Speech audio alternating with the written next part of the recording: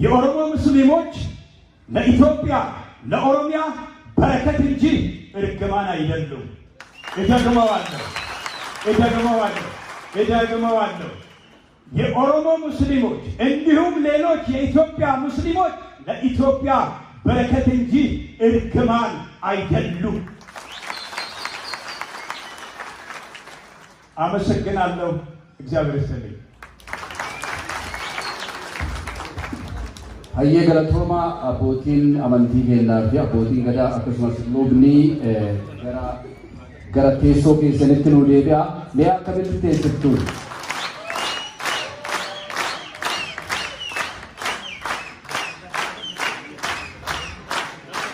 Hamide.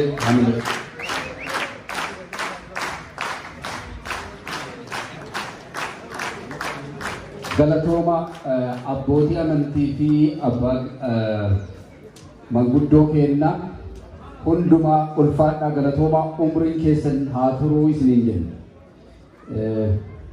Itti aansinee wanni takka walitti dhaamanu namni keenya alatti qorra keessatti dhumuu jira. Ammallee galmi guutee duubaanis guutee faayar alarmiin ka'uuf deemaa.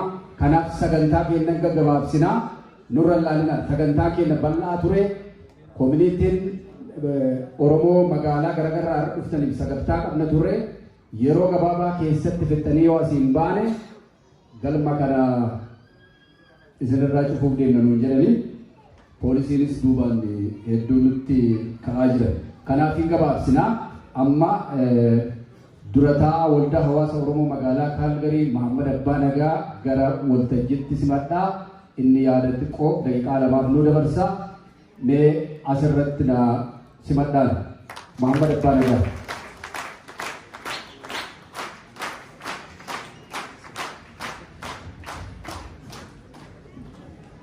Galatooma na of kolchaa. Namoota haasaa babbareedaa dubbatanutu na dura dubbatanii kanaafuu ani immoo haasaa koo gabaabsa akkana jalaan banne. Kabajamtoota uummata magaalaa Kaalgaarii fi naannoosii Edmonton, Saskatchewan, Brook, Red Deer guyyaa xiiqii kana as baatanii Oromummaa keessan mul'isuu keessaniif maqaa koominitii Oromoo Kaalgaariitiin baga gammannee baga asitti argataniin isiniin jedha. Haasaa koo gabaabsuudhaaf qophii kanallee kan halkanii guyyaa koree naa waliin guyyaa 3 hin rafin hojii kanarratti naa hojjetaa jiranuu turan. I'm proud of you.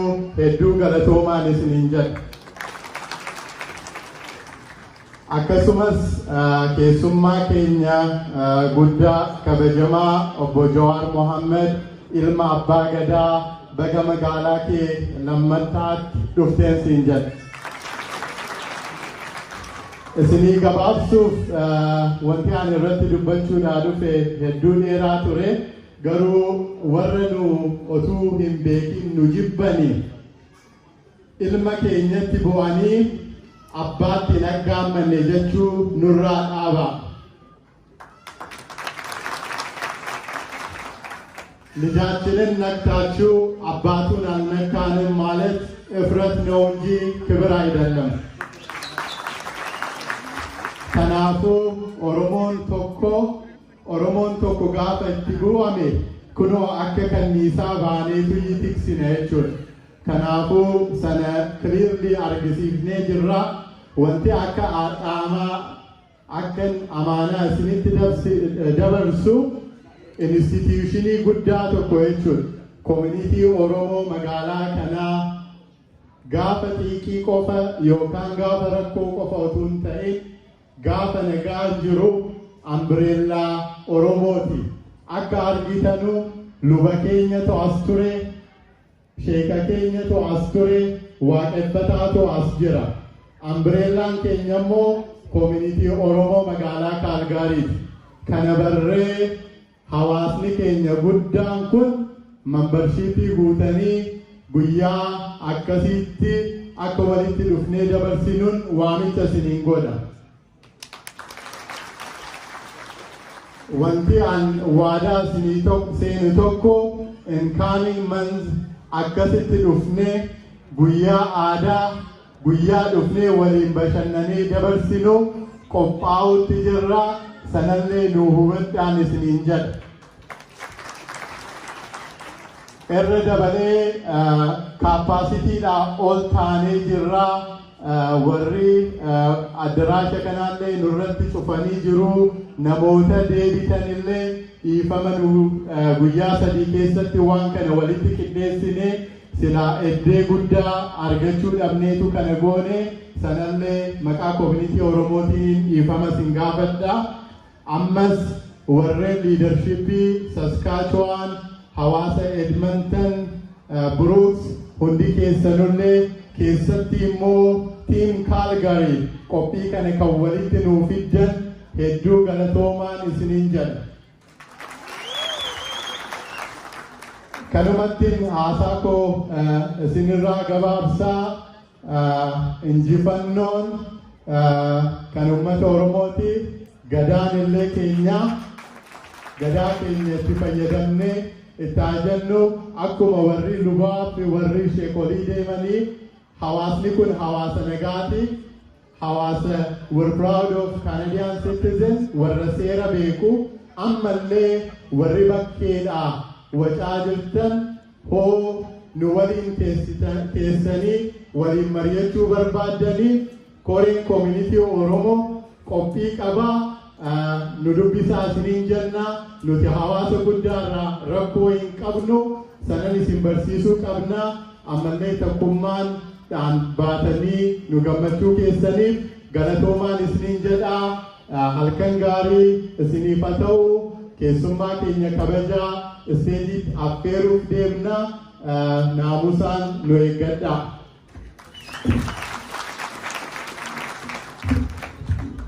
Irra deebee sagantaa uummata lafa fagoo deemee dhufe sa'a 8 deemee dhufe warra akka Saskatchewan irraa dhufan warra Edmonton irraa dhufan hundinuu alarmiin nu iyyuu waan ga'eef nu offalchaa isinii jenna.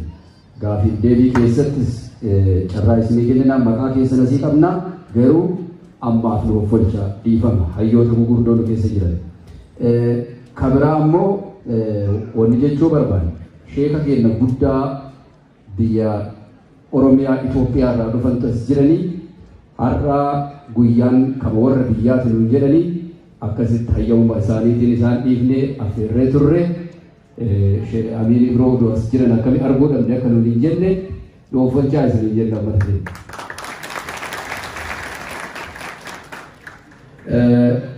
Sagantaa itti aanu nuufalcha qeerroon lamallee as keessa jira dhugaa dubbachuuf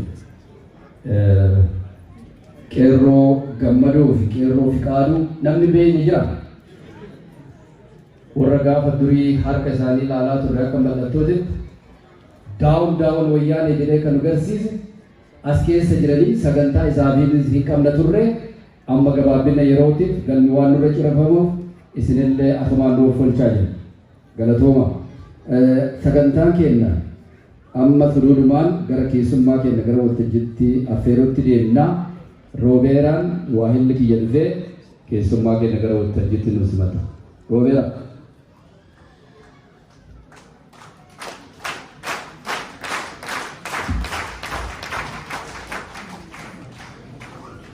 Galatoomaa. Calgary mooraalii ofiif kennaa jedhu. Baay'een bakka biraadhaa dhufee jechuudha. Calgary jedhe harka keessan see tokko ofii keessanii guddaa galatoomaa amma kallattiidhaanii afaanni Oromoo haasa'amaa ture afaan Amaaraa haasa'amaa ture keessummooti koomunitii addaarraa nu gidduu jiran jiru isaanii illee informi goona waan ta'aa jiru. We have people from different communities, from Eritrean community, Somali community, and Anuak community. We want to say welcome. Isini jechuu barbaannaan bakka jirtanitti afaan hiikuu fi yaala bar ingiliffaan argaa wadaara fakkaatu. Nama naasistu. Meeshaa tokko Jawaarii nuti asitti simatini harka keenya walitti rukunne Jawaariin simachuu keenya warra ala jiran kanatti mul'isna.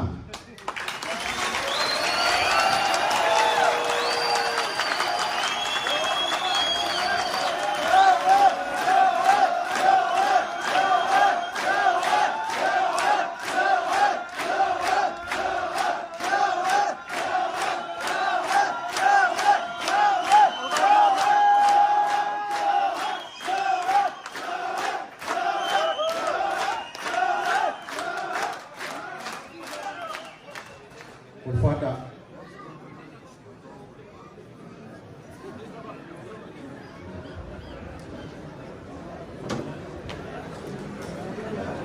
Egaa waan deemaa jiru quba isin qabsiisuudhaaf Jawaar erga haasaa fixee yeroo gaaffiif deebii yeroo isin beeksisu nutti ta'a waan ta'eef namoonni yaada qabdan gaaffiis qabdanii dhumarratti jiran waan ta'eef isa kana akkasitti nu qabadhaa. Waa'ee Jawaariin asitti beeksisuun narra jiru hundumti keessan ni beektu miidiyaa adda addaa irratti yeroo hundumaa hordoftu waan ta'eef dubbatamaa oolee waan ta'eef keessa deebi'ee yeroo gubuun barbaadu kallattiidhumaan amma yaada Jawaar nuuf qabu haala deemaa jiru biyya keessaas ta'u Oromiyaas ta'u yaada nuuf kenna dubbadhee yeroo fixu kallattiidhaan gara Jawaariin caqasuutti seenaa Jawaariin.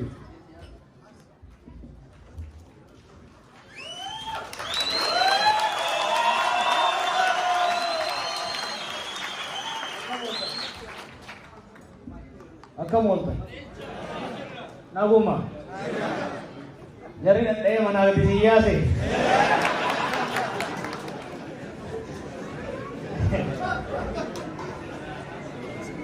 Warri Kaalgaarii baga nagaa walitti deebi. Warri Brooks hojiin akkam? Hojiin beekamtan jedhani. Warri Edmonton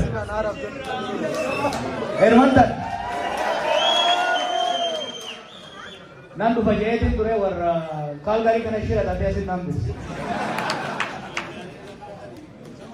warri fagoo irraa dhufu tokko eessa warri jaarsi naannoo tokko kaaskaachuun fagoo milambisu jaarsi lolutu jira Vancouver illee dhufeedhaan lafa bareedduu hedduu galatoomaa baga waliin deebine osuma walitti deddeebiin anillee arrii baase isinillee sagalii ooltanii mana kana guuttanii galanni Rabbii haa ta'u. Har'a keessummaa guddaa tokko nu keessa jira. Yaamini birootti nu keessa jira. Yaamini biroo aalima qofa miti. Hayyuu amantii qofa miti. Warra biyya san suphee qabee yeroo ibitti qabatu bidadhaan nageenyi biyya san keessatti akka bu'u hayyoonni amantii abbootiin gadaa manguddoonni biyyaa dhugaa yoo ka dubbannu taate warra televizyiina irraa ol ba'u of jaju warra waan qabuuf hin qabne dhaadatu osoo hin ta'in Itoophiyaa fi Oromiyaa ka bulchaa jiru abbootii amantii abbootii gadaa jaarsota biyyaa fi isaan keessaa Yaamini biroo nama tokko yoo yaadattan Shaytaan wayaan eti jabdiileen uummat Soomaaleetiif Oromoo waliin naqanii dhiigni nama kumaatamaa ka jige dhiiga san qoorsine lafee cabde walitti suphine Oromoo Somaalee walitti fayyifne nagayaan akka waan waa takka hin ta'initti akka wal keessa jiraatan kan gochuu dandeenye gargaarsaaf tumsa aalimoota akka Yaamini biroo kana qabanneeti jechuu yeroo tokko harkaan adayaaf harka siidaan kan ammoo walitti qabadhu biyya geessi abbootii gadaa fi abbootii amantii hundaaf naaga'een isin jaa. Waggaa shan jaatu walitti baadhu taarraa kanaa wal fakkaatti akkanumatti baay'atanii dhuftan. Nutti kaanii nutti tuulan. Gaafsan garuu paaspoortii fi miidiyaan nutti fiigan. Har'a balbala irratti ga'anii warraabsaa jiranii gaafsan maal goone yeroo nutti wacan yeroo maqaa nu balleessan galma keessatti wal waamne balbala cufannee mari'annee ol baafnee gabbuufne doolaara Kanaadaa walitti qabnee ka Ameerikaa itti daballee riyaala Suudii walitti daballee miidiyaa ittiin ijaarranne nulleen isin wal qixaa arraba keessatti dheeraa kan kijibaa osoo hin ta'in kan dhugaa dubbachuu eegallee jennee jechuudha. Har'as duulli qindaa'an maqaa balleessuu maqaa xureessuu akka waan faranjiin gowwaa dheedeetitti kijiba dhugaa fakkeessanii itti loobu deemutuni waan biraatti miti. Ani sitti himu jarri maqaa balleessuu ana jibbe ana wajji wal labeeta nagaa waliin qabna hedduu na jaalatanii itti loobu.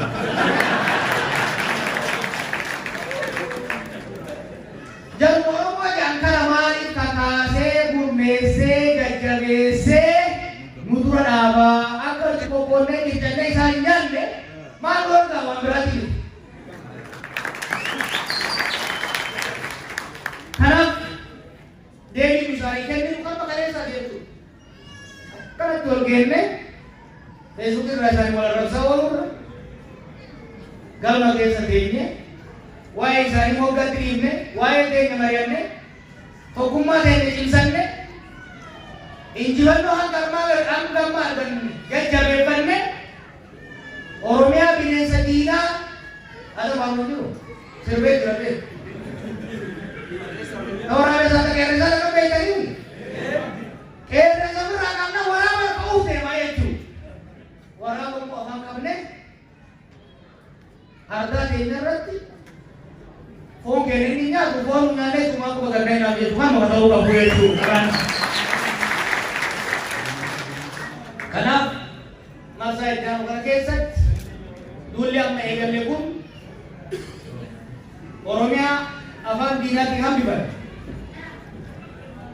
Oromia semua butuh lek dia kamsi suban. Haga tu jalan ke tu egal dekat. Injifando kamso ada wana singgenya kan nama kamsi itu. Bikila bikila rumah. Gadida mereka kan bisanjar obamne. Jir bisa cime oda buta kamusa udah desu itu. Karena gua sudah bilang lo tiang mutesa. Bilang lo tiang kesak tibakam jalan.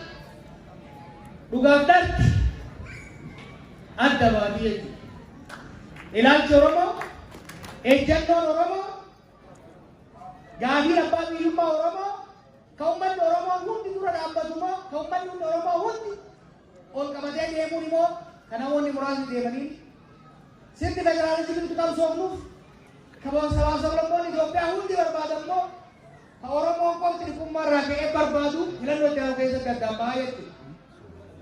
Karena wanni situ rufne, wanni dia rufne wali yamne,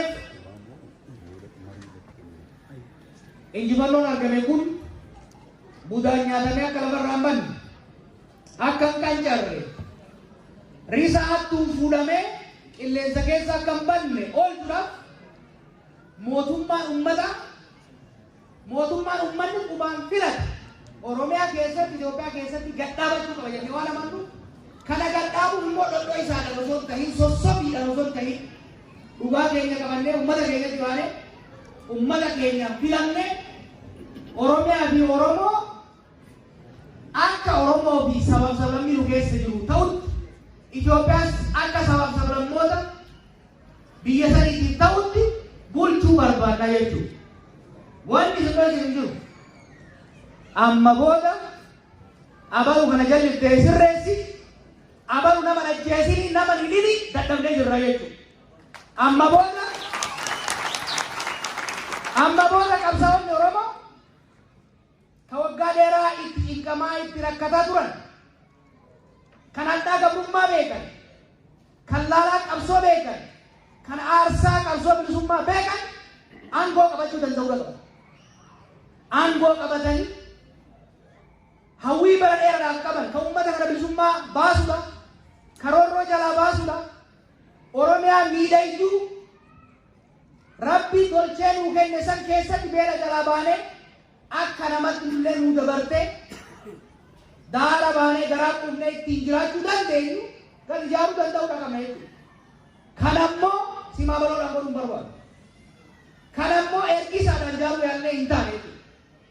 Kanaaf qabsaa'onni Oromoo hayyuun Oromoo hundi wal ta'ee filannoo itti aanu injifachuudhaaf qophiitti jira jechuudha. Injifatee heeraaf seera saba keenyaaf ta'u gadi ijaaree biyya bulchuudhaaf alternaatiivii Oromoo proposal Oromoo naannoo saniitii addunyaatti agarsiisuudhaaf hojjechuu qabaa hojjechaa jira jechuudha. Nagaya waan more hin dhaabatu. Arraf hin dhaabatu. Naannoo sanitti wallol hundi Oromiyaa irratti wallol bakka biraa irratti hundi. Akka nurratti wallolanii nuun hin lolle yoo barbaadu taate biyya keenya guutuutti dhuunfachuu qabna jechuudha. Dhuunfachuu qabna jechuudha. Biyya keenya kan fuudhan dhuunfanne kana shakkina abbaan tokko waliin deebi'u Oromiyaa irratti amma booda kana shakkina. Waan takka jala fuudhan inni amma booda alagaan Oromiyaa hin bulchu dhaloota alagaa dhiisi jallaa keenyaan bulle jaaluu hin deebi'u. Lammaffaa amma booda uummanni Oromoo abbaa irree jallaa ofiitti dhiitamuu kana beekuun barbaachisaadha jechuudha. Kanaaf sirna dimokiraasii sirna gadaa deemnee gadi ijaaruudha. Uummanni keenya ol danda'ee ollaa wajjin nagadatee akka jiraatu gochuudhaaf gara filannootti deemaa jechuudha. Filannoo kana keessatti akkuma reefu hin jee filannoo lama qofa jiraata jechuudha. Wama lama qofa bakkee baay'ee miti. Takko lama qofa jechuudha. Allicha maaliif diimaa qofa jiraata. Kunis maali?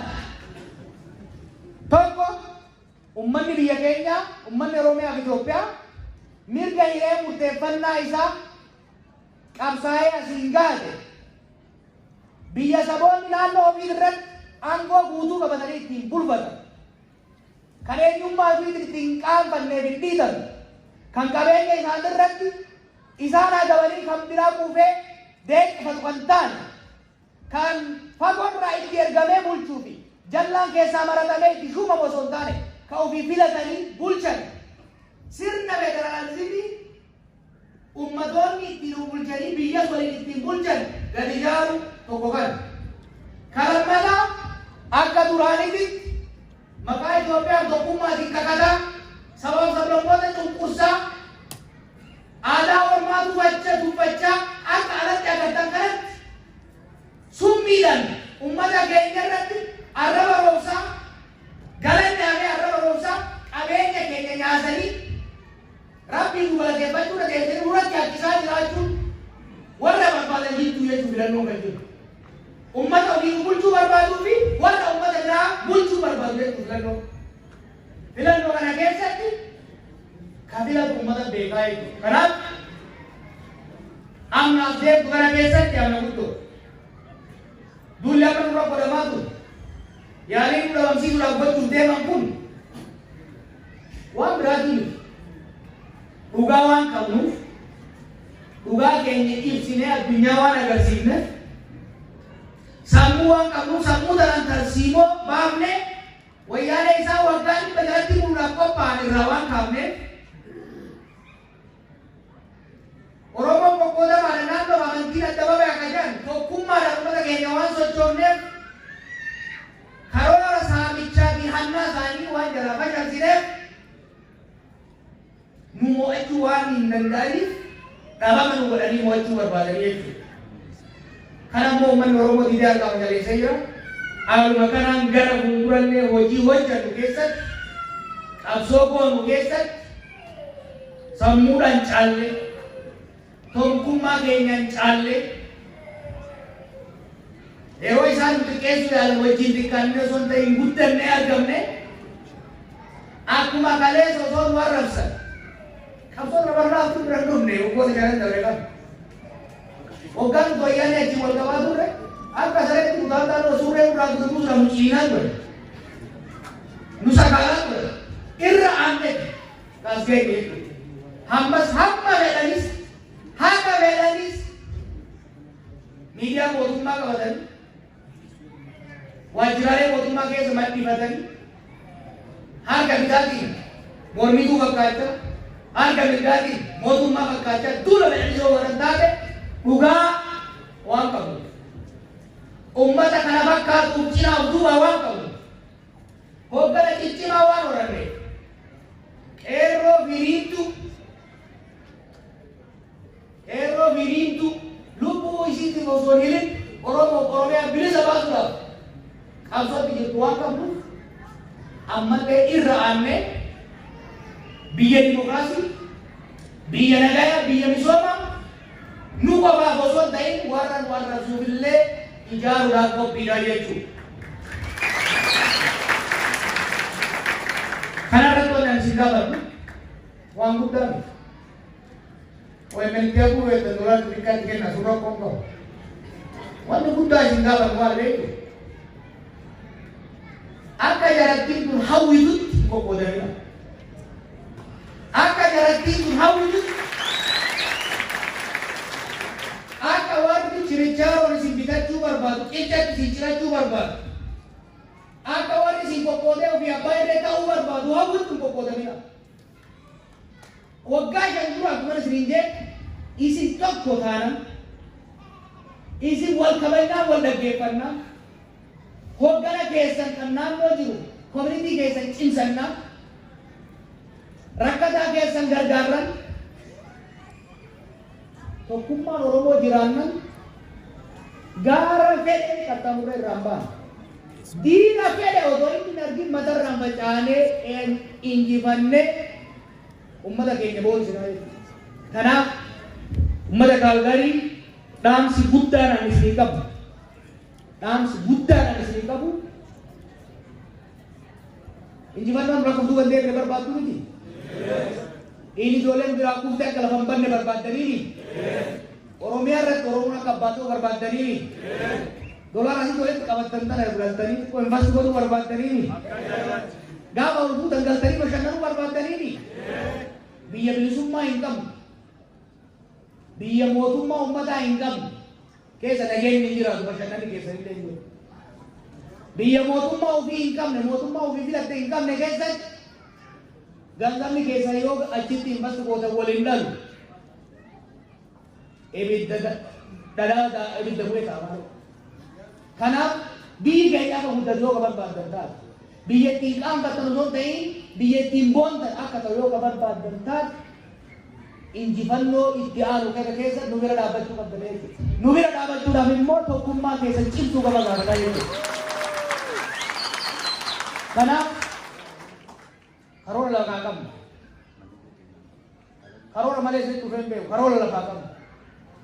Karoora kana immoo hojiitti guddaaf tarsiimoo baafannee socho'aa jiru. Akka injifannu immoo shakkii tokko hin qabnu.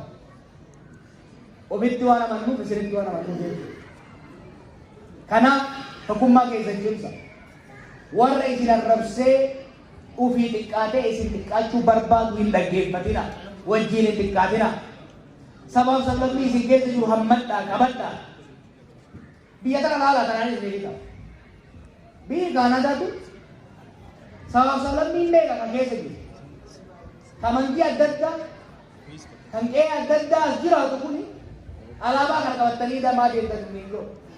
Kana uffattee maa deemtan hin jiru. Qabsoodhaan as ga'ee jechuudha. Kanaaf biyya akkanaa bareedduu ijaarrachuu yoo barbaadnu taate hireen duraa sirna abbaa irree qabsoodhaan ofirraa kaasuudha. San ofirraa kaafnee injifannoon xumurree jiru. Ka itti aanu bakka sirna abbaa irree irraa kaafne san sirna dimokiraasii ijaaru. Maal waliin jenne amma dura? Hadaa ormaa ofirraa buqqaafne, qoree abbaa irree ofirraa buqqaafne, hadaa keenya bakka buusuu hin qabnu. Odaa keenya bakka buusuu qabna jedhu. Odaan keenya mootummaa uummataan filame. Kanaaf mootummaa uummataan filame kan uummata dhaggeeffatu, kan uummataan bulu jaalladhu akka qophooftan nuyi gaba keenyaan dandarra amma gara uummata ijaaraa jirra. Nama ciccima dhaqee isaattillee sadarkaa biyyaattillee hin boonsu gara fuulduraa baasuuf deemna. Yeroo as baafne nu bira dhaabbadhaa, nu gargaaraas ni jennaa. Ulfaadhaa galatooma nagaa na bula.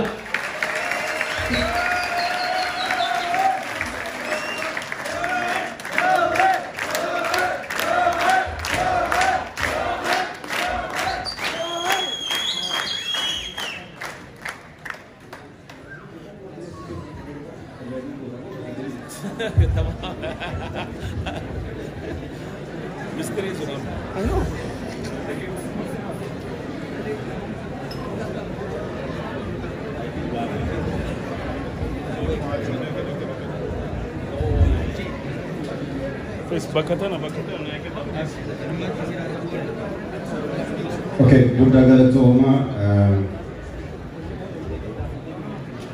Asumaan Jawaarii kophaa isaa dhufaniiti keessummootiin waliin jiru yeroo qusachuudhaaf sila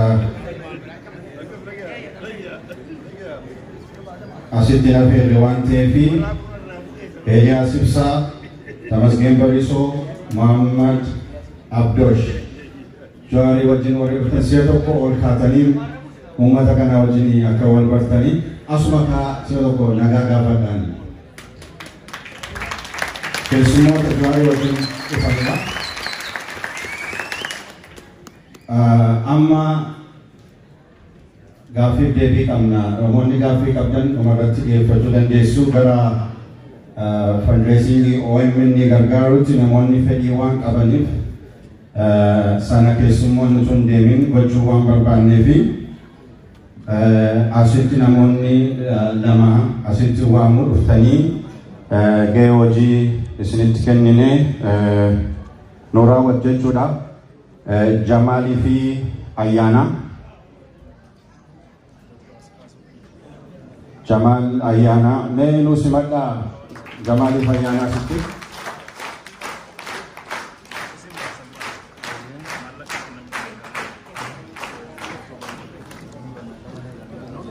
So sagantaan kana booddee jiru kan Ayyaanaa fi Jamaal jechuudha.